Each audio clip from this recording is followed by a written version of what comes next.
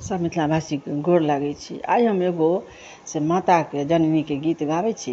नीक लागि जाए तऽ हमर भजन कीर्तन चैनल के जरूर सब्सक्राइब और लाइक कऽ देबै। करू भव सागर पार हे जननी, करू भव सागर पार, करू भव सागर पार हे जननी, करू भव सागर पार।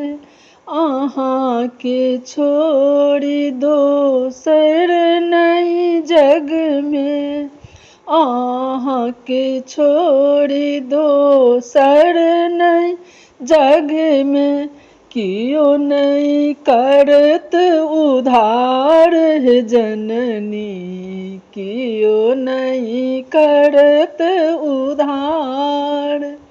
करू भव सागर पार हे जननी, करू भव सागर पार।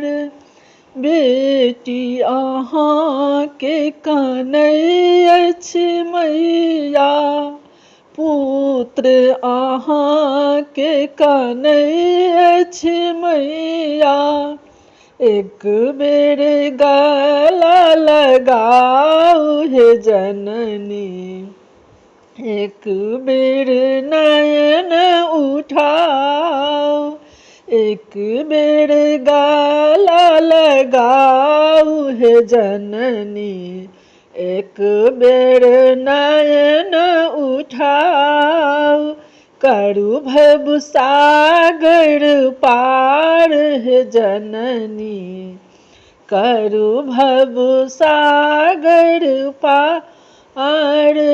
दुर्गा अहीं छी, काली अहीं छी, दुर्गा अहीं छी, काली अहीं छी, अहाँ छी तारनिहार हे जननी, करू भव सागर पार।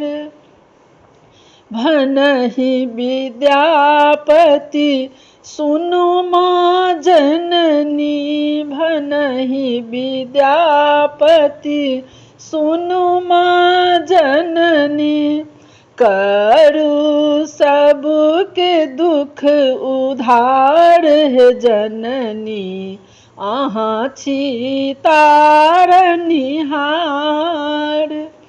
अहाँ छी तारनिहार हे जननी, रखियौ सब पर ध्यान, करियौ भव सागर पार हे जननी, करू भव सागर पार। जय मिथिलावासी। हमरा तरफ से अहाँ सबके बहुत बहुत धन्यवाद।